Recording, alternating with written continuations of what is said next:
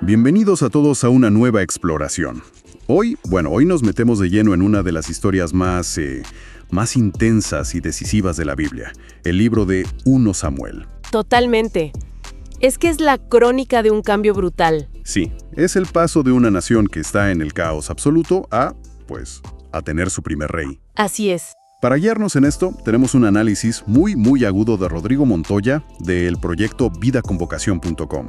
Y vamos a ir salpicando la charla con el sentimiento de algunas narraciones dramatizadas para darle un poco más de vida. Me parece perfecto. El punto de partida es una Israel que está, en una encrucijada. Vienen de la era de los jueces, que la Biblia la resume con una frase que a mí me da escalofríos. Sí. Cada uno hacía lo que le parecía mejor. Exacto. De ese vacío, de ese caos, surge el clamor por un líder.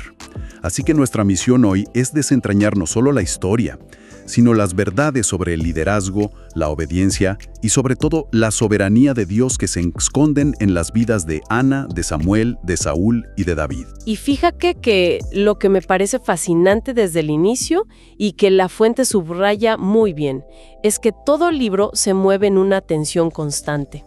¿A qué te refieres con tensión? Es el choque entre el rey que el pueblo quería y el rey que Dios sabía que necesitaban. Ah, claro. Ellos querían a alguien que se viera como un campeón, ¿no? Alto, fuerte, como los reyes de las naciones vecinas.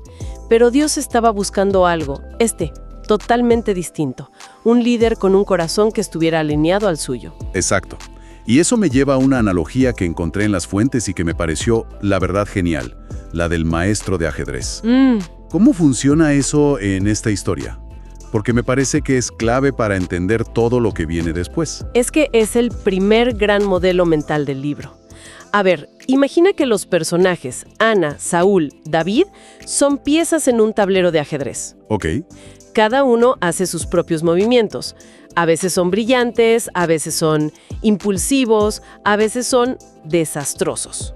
Claro, como en la vida. Exacto. Pero Dios es el maestro que ve el tablero completo. Él no está, reaccionando a las jugadas, las está anticipando. Él dirige la partida hacia su propósito final. O sea que... Y lo más increíble es que las malas decisiones humanas, como las de Saúl, por ejemplo, no arruinan el plan. De alguna forma que no entendemos del todo, Dios las incorpora a su propia estrategia para llegar a ese jaque mate que Él ya tenía previsto. ¡Wow! O sea que nada se escapa de su control, ni siquiera nuestros peores errores. Ok, para entender cómo llegamos a la monarquía tenemos que ver de dónde venían. Las fuentes pintan un cuadro muy oscuro del punto de partida. ¿Qué tan mal estaban las cosas en Israel? Estaban en un punto bajísimo. El centro espiritual de la nación, que era el sacerdocio, estaba completamente podrido bajo el sumo sacerdote Elí. ¿Tan así? Sí. La descripción de sus hijos, Ofni y Finés, es brutalmente directa. La Biblia los llama unos sinvergüenzas que no le tenían respeto al Señor. ¡Qué fuerte! Y el diagnóstico de la época es devastador. 1 Samuel 3:1 dice: En esos días, los mensajes del Señor eran muy escasos. Había un silencio espiritual casi total. Un momento, el sumo sacerdote permite que sus hijos, que también son sacerdotes, sean unos corruptos. ¿Y Dios se queda en silencio? Eso suena a un abandono total. Exactamente, pero es justo en esa oscuridad, en ese silencio, donde la historia nos sorprende. Y aparece Ana. Una mujer común. Una mujer común, estéril, humillada constantemente por su rival. Y en su desesperación, en lugar de resignarse, va al templo y literalmente derrama su alma. Su oración es tan intensa, tan visceral, que Eli, el sacerdote, la ve y piensa que está borracha. Justo, ¿te das cuenta? Espera, el líder espiritual de la nación confunde la oración más ferviente del país con una borrachera. Eso dice muchísimo del estado de las cosas. Lo dice todo, muestra cuán desconectado estaba el liderazgo de una espiritualidad que fuera genuina. Pero Ana le aclara su angustia y hace un voto. Si Dios le da un hijo, ella se lo va a devolver, lo dedicará a su servicio. Y lo cumple. Y cuando nace Samuel, el cántico de alabanza que ella entona en el capítulo 2 es como como el tráiler de toda la película. ¿Por qué? Porque anuncia el gran tema del libro. Dice que Dios va a poner el mundo de cabeza. Dice que Él levanta al pobre del polvo y que los poderosos caerán. Es una profecía de todo lo que está por venir. Y es ese niño, Samuel, el que rompe el silencio de Dios. Me encanta esa escena. Es de noche, todo está en calma, y Dios no llama a un guerrero ni a un político. No. Llama a un niño que está durmiendo. Y es una escena llena de ternura y de un significado profundo. Samuel escucha la voz y corre hacia Elí 3 veces pensando que es él quien lo llama. El niño no entiende nada. Nada. Pero a la tercera, el viejo Elí, con todas sus fallas, tiene un último destello de sabiduría. Se da cuenta de lo que está pasando. Cae en la cuenta. Y le dan la instrucción perfecta. Ve y acuéstate, y si te llaman, di, habla Señor, que tu siervo escucha. ¿Qué momento? Ese es el inicio de una nueva era. Samuel se convierte en el puente entre la era de los jueces y la de los reyes.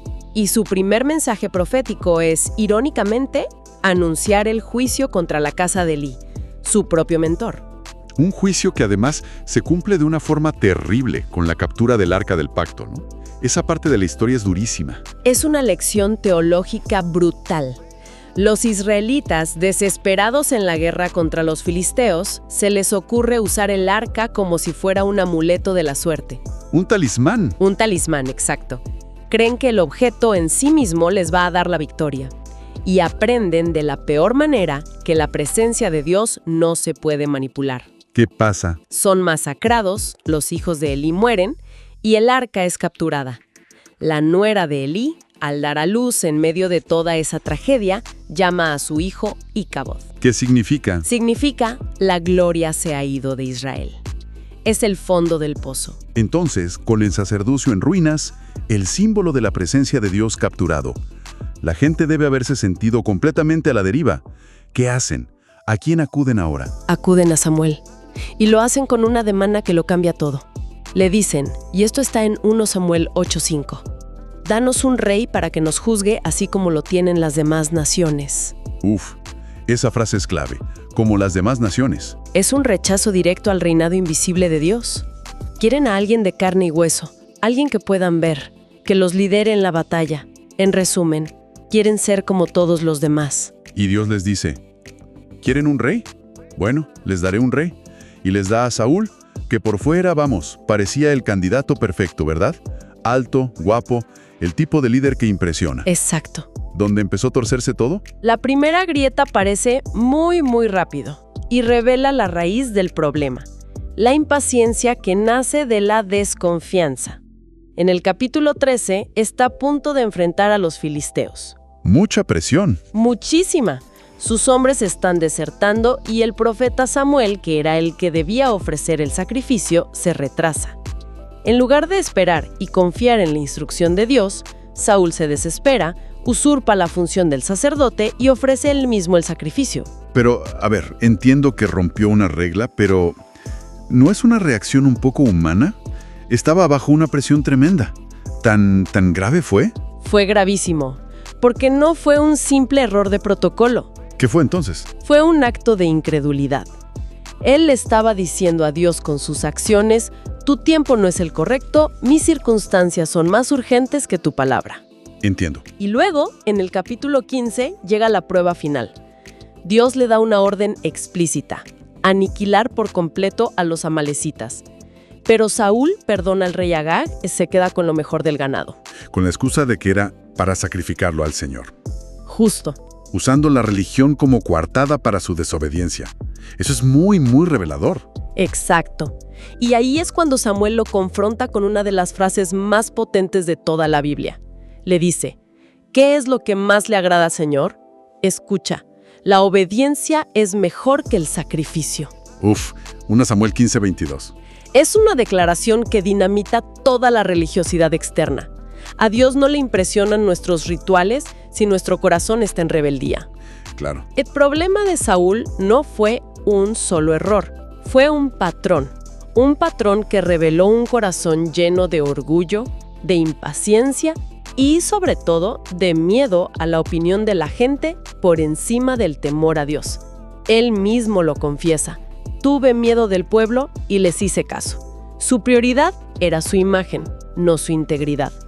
Y ese fracaso abre la puerta a uno de los giros más, yo diría, cinematográficos de la historia.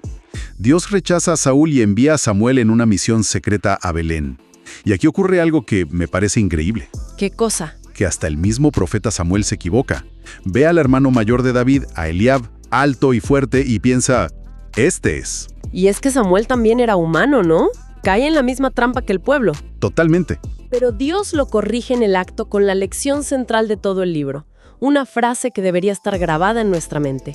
Le dice en 1 Samuel 16.7, la gente juzga por las apariencias, pero el Señor mira el corazón. Y va rechazando a todos los hermanos. Rechaza a los 7 hermanos mayores, todos aparentemente súper calificados, y solo cuando Samuel pregunta si no hay nadie más, traen al más joven, a David, el pastorcito que ni siquiera había sido invitado a la reunión. Y Dios dice, este es. Y poco después vemos ese corazón en acción en la famosa escena con Goliat.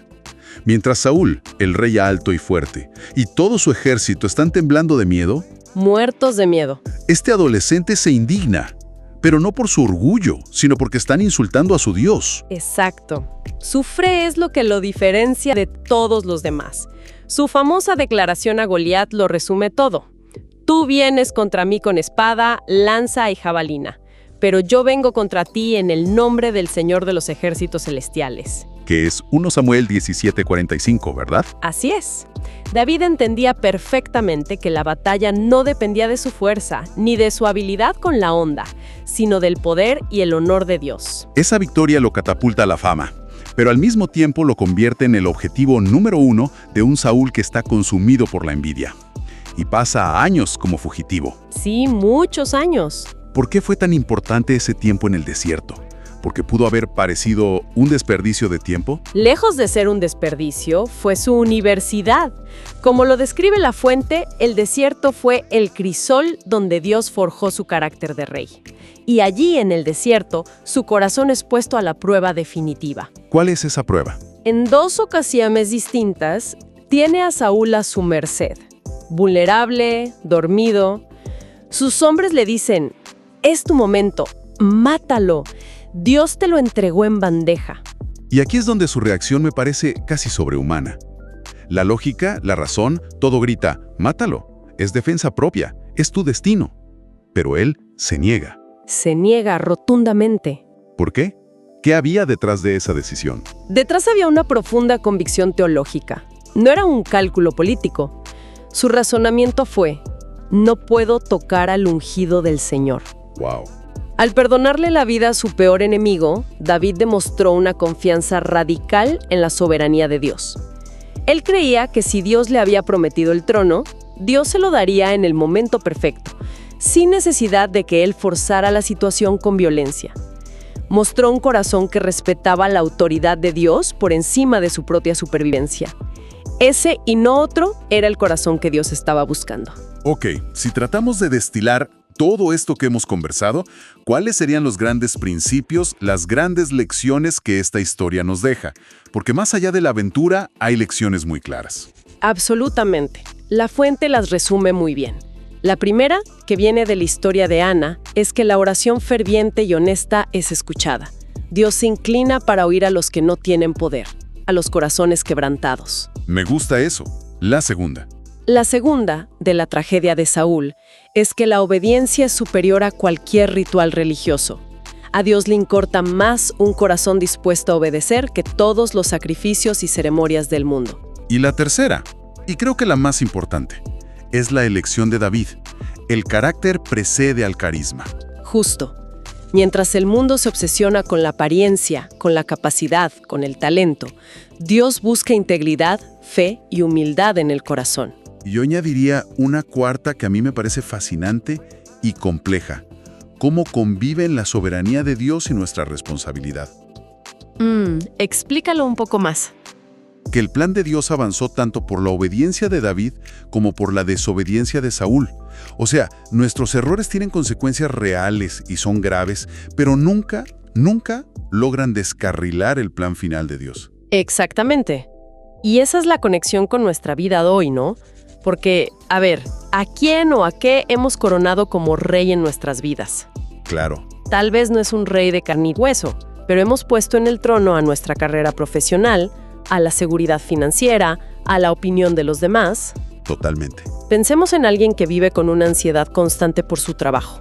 Esa persona, en el fondo, ha coronado al éxito como su rey y sirve a un amo que es insaciable. Y también está la pregunta de cómo lidiamos con los Saúl de nuestra vida.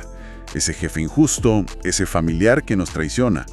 La reacción instintiva es la venganza, es querer tomar el control. Y el camino de David nos muestra una alternativa, radical. Confiar nuestra defensa y nuestra vindicación a Dios. Ojo, no significa ser pasivos. No, para nada. Significa actuar con integridad y dejar el resultado final en manos de un rey soberano que sí ve el corazón y que, a su tiempo, hace justicia. Todo esto nos lleva al llamado central de todo libro que es... Cultivar un corazón conforme al de Dios. Exacto. Y hay que aclarar algo muy importante. No se trata de ser perfectos. David estuvo lejísimos de la perfección, como ya veremos más adelante.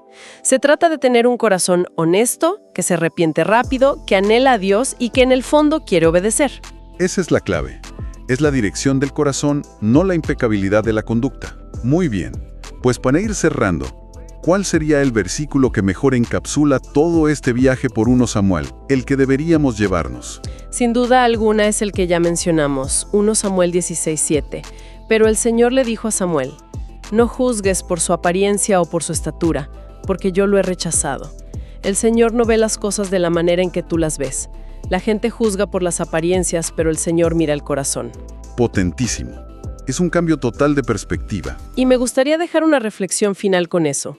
Vivimos en un mundo obsesionado con las métricas externas. Seguidores, ganancias, títulos, apariencias. Así es.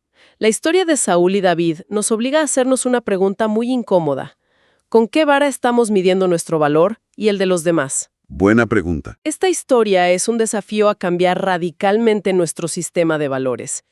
Y si empezáramos a medir la vida no por lo que brilla por fuera, sino por la integridad, la fe y la obediencia que solo Dios puede ver por dentro, quizás esa es la transición de jueces a reino más importante que todos debemos hacer en nuestro propio corazón.